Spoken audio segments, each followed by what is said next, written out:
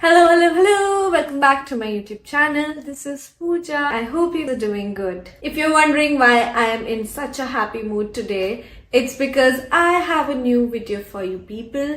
A video jotting down 12 books that I feel you should read in 2023 that has the potential to change your thinking and essentially change your life in the process. Now, I already have a similar video on this, listing down 3 books that you can read this year to sort of change your life. If you only have time to read 3 books this year, you should read those books. I'm gonna link that video down in the description box if you want to check that out. Having said so, I feel if you have more time at your hand and if you want to read one book every month, or you want to diversify genres that you like reading and yet get something out of it, something out of the fun, I would advise these books to read in 2023. So hold tight, this is going to be a very long video because there are 12 books and you know me, I talk at length with books that I love. The list that I have created is a mix of fiction, non-fiction, philosophy, but essentially because I'm a fiction reader, I'm going to add a lot of these to the list. Yet I feel they're very useful in changing your life, and I'm pretty sure once you read all or some of them, they have the potential to change the way you think and change how you look at life. So without further ado, let's get into the video. Otherwise, I'll just keep blabbering like this. First book on the list is one of my very favorite books, Shantaram by Gregory David Roberts. Now, this book is very special because I read it years ago and it's motivational in its own ways because what the protagonist goes through is nothing short of he tries to battle his own demons. It's a very long book. It's an epic. It spans like 1200 pages and yet it's an experience, a immersive experience in itself. The grit of the protagonist and just that celebration of human spirit in surviving against all odds is what stuck with me. And I am so happy I read it back then. To quote a little something from the book, sometimes we love with nothing more than hope. Sometimes we cry with everything except tears.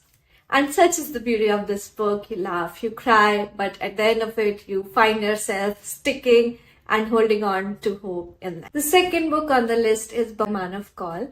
This is a book in Hindi, written by actor, come screenplay writer, come theatre writer, come writer by Man of Call himself. When I read this book, I was not in touch with Hindi literature a lot and I was craving for reading something in like just the language, the script. And I picked this one up. Why I love this book is it talks about traveling, and I am a bit of a traveler myself. I like creating my own story whenever I am on the road or just finding a new place. And it has always been my dream to travel across Europe. And when I read the book, it talks about his experiences of traveling across smaller countryside places in France or like say in Prague, all across Europe, but not the conventional places. He also mentions places where he walked the same street as some of very famous writers of that time walked, and that was kind of so motivating for me. Back then I was also started preparing for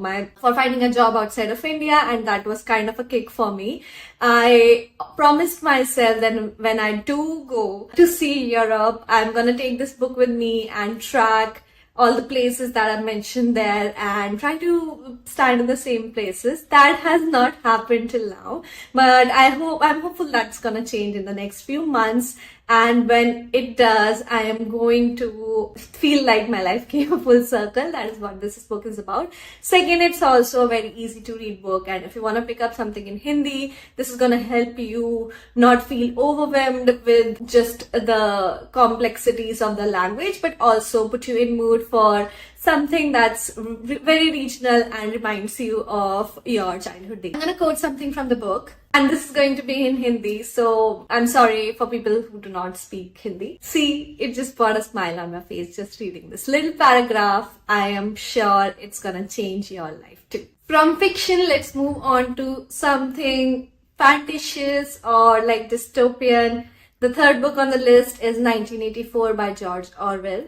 Now, George Orwell is a very famous author. A lot of people on this planet would know about him, if not everyone. And this book is also a very popular book, popular classic.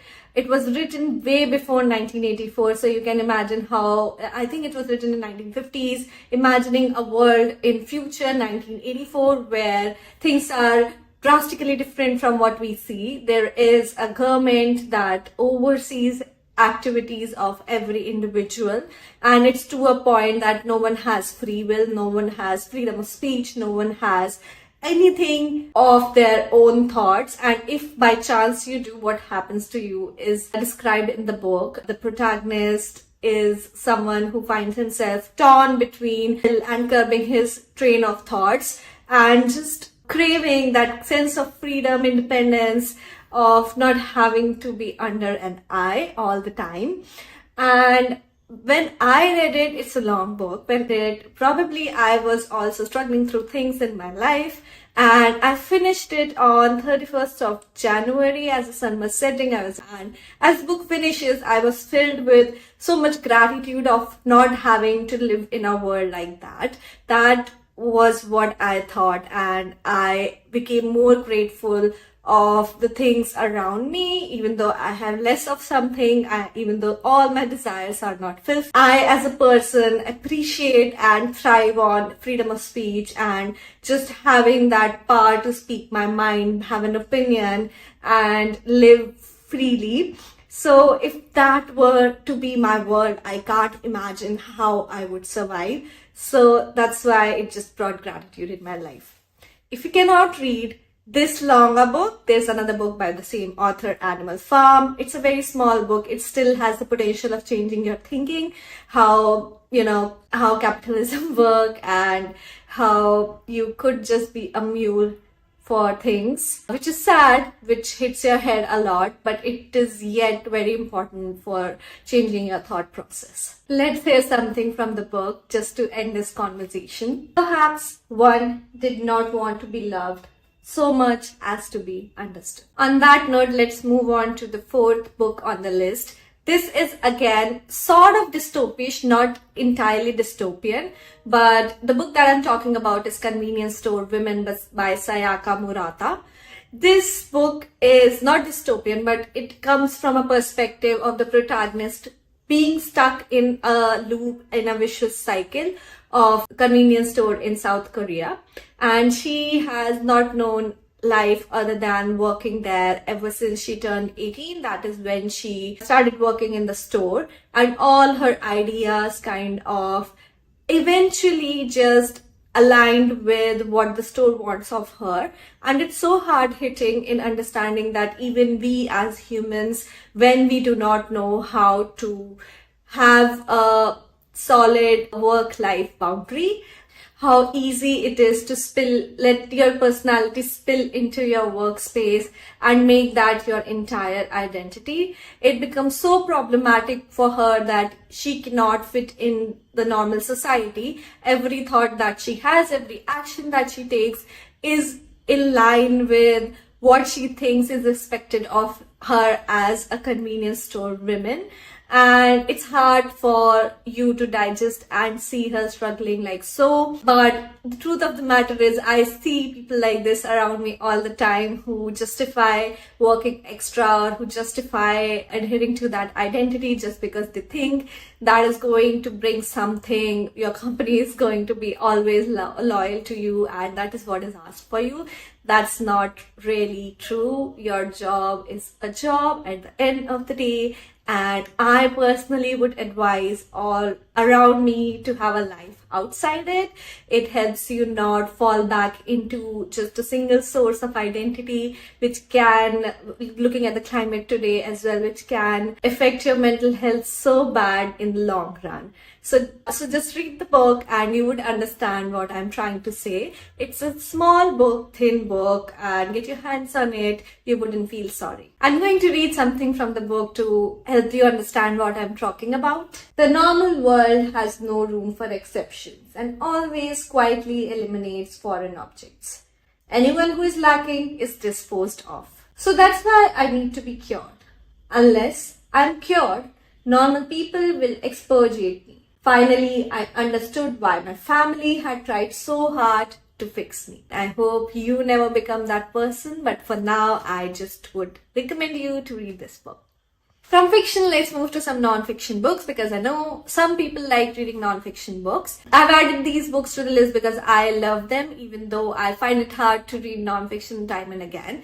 But why I like them were because they were easy to read. Even as non-fiction, they did not feel like it's just a lecture or it's just like point-based something. It felt to me like a story is being told, and yet it was really, I got something out of them. The fifth book that I'm talking about is Art Matters by Neil Gaiman. Neil Gaiman is a very famous author and he writes children books, fantasy books. In this essay, this is a very small book of around, I think I read it as an audiobook, so it was only 45 minutes. You can understand probably it's going to be 35 pages long book.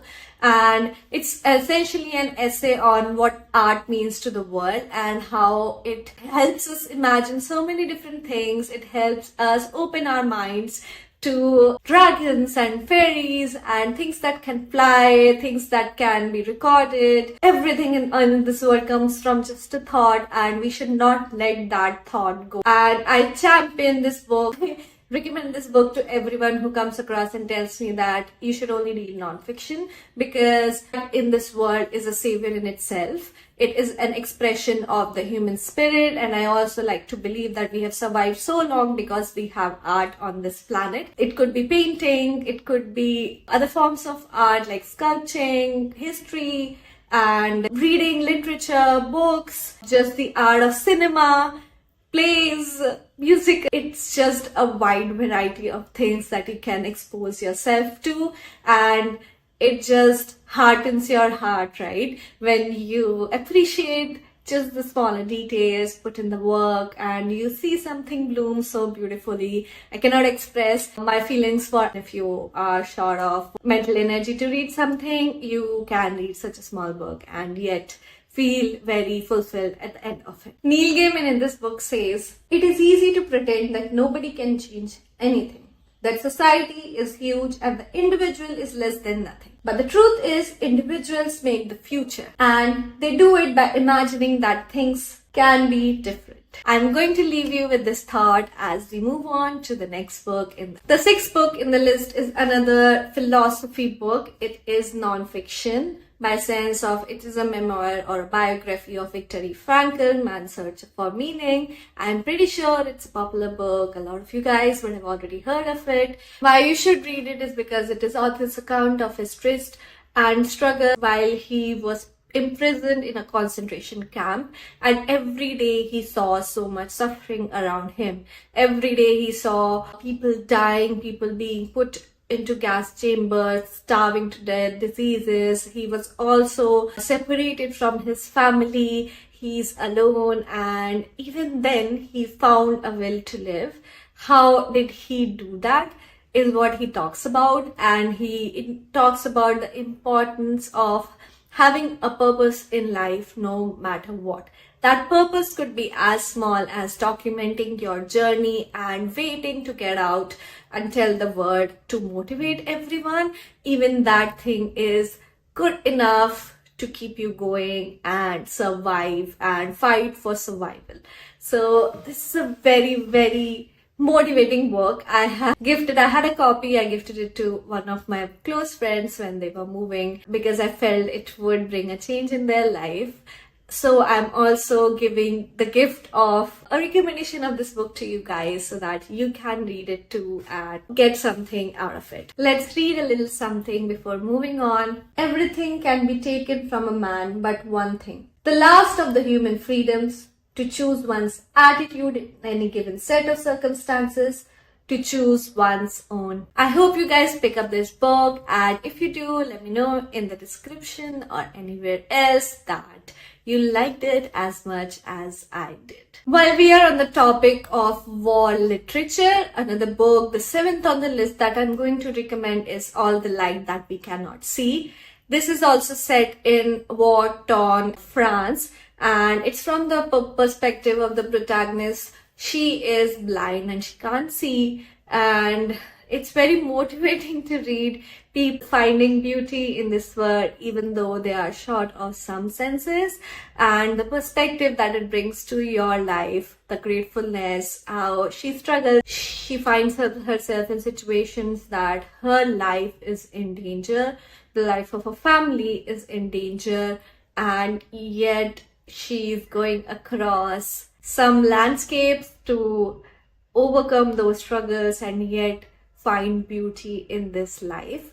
This is also a little bit of magical realism, but nevertheless it's a piece of exceptional fiction, one that you should not deprive yourself of. It's a bit of a thick book, 500 pages book, but it's an experience in itself, and the writing is amazing, the characters are amazing, and the lesson that you get out of it is all the more life-changing, I would say. This is by far my favorite quote from the book and favorite quote of all the time that I'm going to saying, open your eyes and see what you can with them before they close forever. I don't want to say anything anymore. You be the judge. I hope you pick up this book and like it as much as I do. Having said that, let's move on to the 8th book in the list. This is again one of my personal favorites. You would find me recommending it over and over again to people who come to me for recommendation because it's such a small book. A lot of people get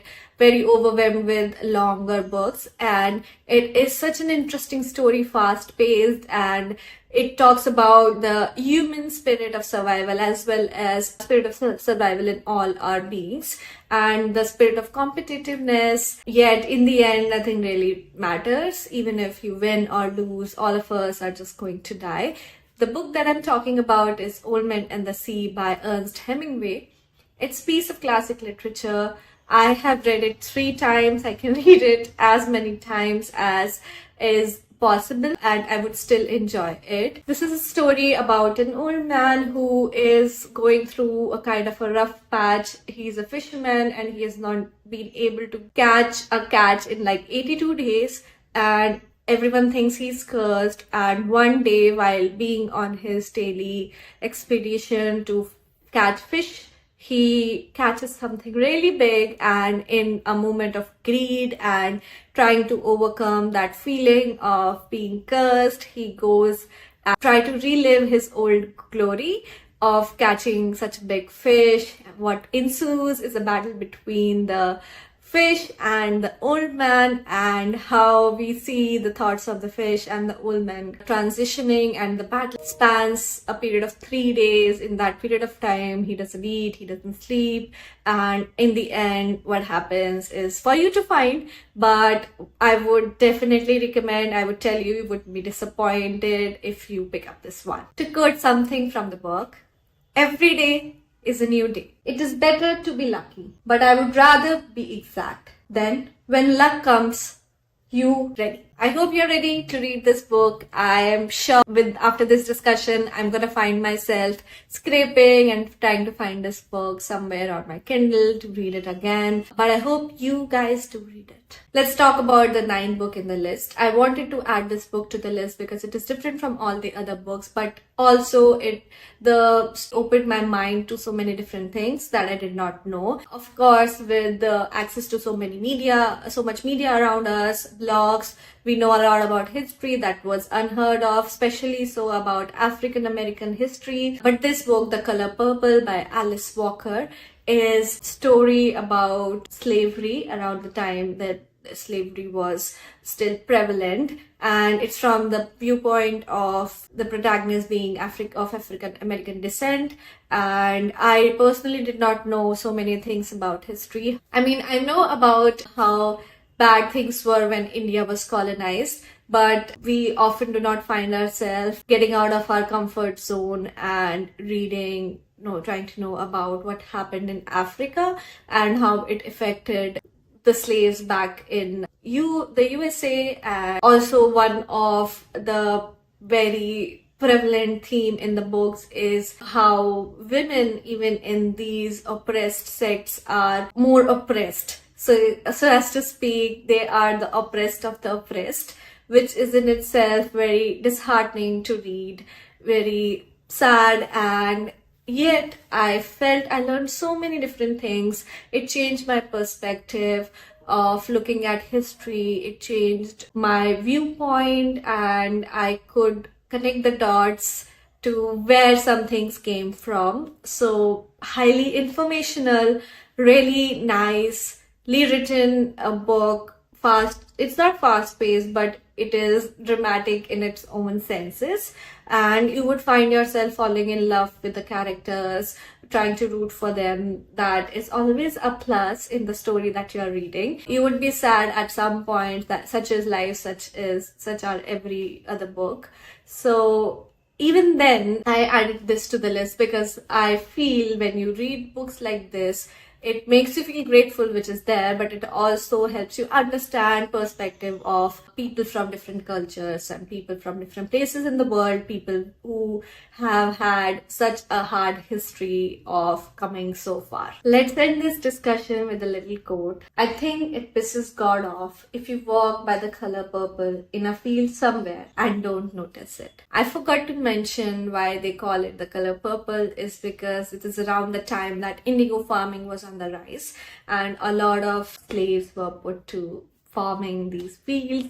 Farming these fields, as we know, are hard in itself, and of course the worst of the work fell to these people. That is why it's called the color purple. From one African American author to another, let's move on to the 10th book in the list. This is a piece of essay, another non-fiction, and when I read this book, I was a lot of anecdotes from her personal life and life of women around her. It is very empowering to read, and there's women around me to read this just to open up your minds and be open to people of all gender, races, caste, and creed, which is what we are trying to achieve with this agenda of equality, aren't we? So that's about it. I don't think so I need to say more about this, but I highly recommend it. I gave it a 5-star. So I am passing it along to you to read. I'm going to end this discussion with a quote, as has been the theme of this video. Some people ask why the word feminist.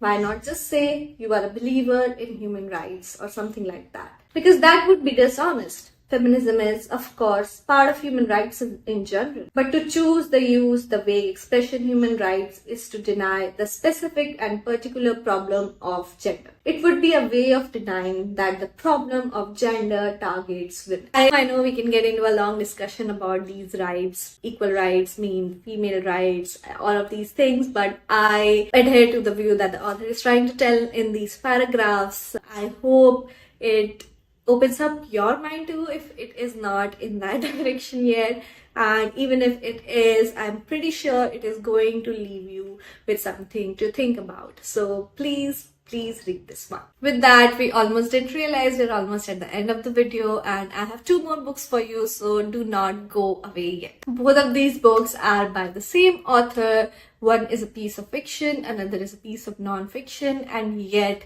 both of them had a very important role to play in my life. Hence, I have added them to the list.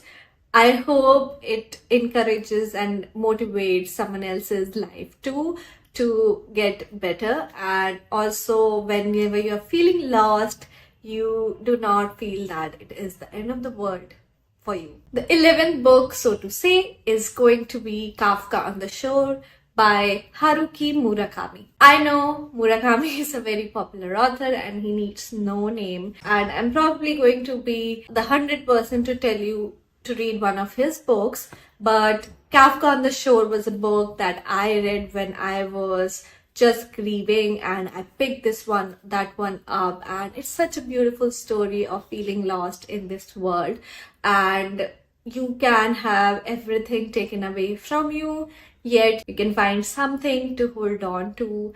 And even though people leave us in their physical forms, it is their memories that are still with us, and that is what makes life so beautiful. That is the message of the book. It is very, as is the case with Murakami, they have a bit of everything, but personally it's just like very beautiful to read at the end of the day. Story is about 2 characters, Kafka, Timura, who who has run away from his home, and another one is about an aging person known as Nakata, and both of their lives are entirely different. We see parallels, the scene shifting from one person's life to another. And there's also a cat, a mysterious cat in the play. Kafka is just finding for so many answers in his life.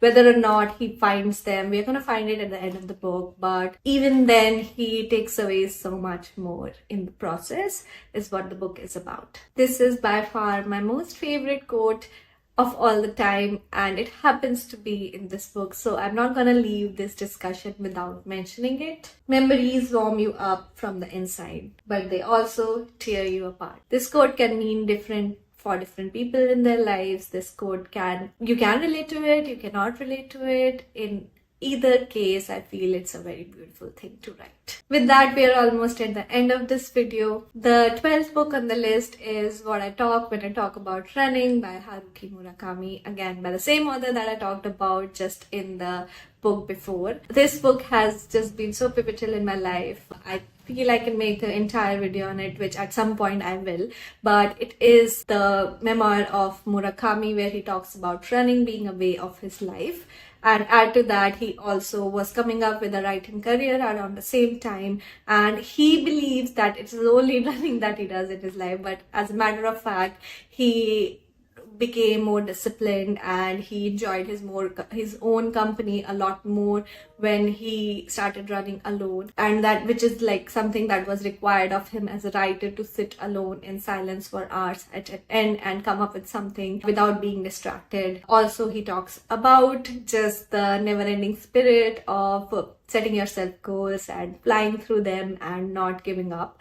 So this is a book that changed my life, because when I read it in last January, after that I started running around June, and I feel like somewhat the setting steps for that exercise in itself was said when I read the book. So yeah, that's about it. I feel like if you have not read or come across this book, now is the time. This is your sign to do so, and if you've already, then again I'm telling you to finally pick this one up. So to end this video, no matter what anyone else says, you do you. Just hold on to healthy habits, hold on to things that make you happy, hold on to books around you, and sooner or later you would achieve what you want to achieve. Thank you so much for tuning in today's video. I hope you guys enjoyed listening to me as much as I enjoyed making this video. If you really like the video, I would highly appreciate if you can like it, if you can share it with your friends,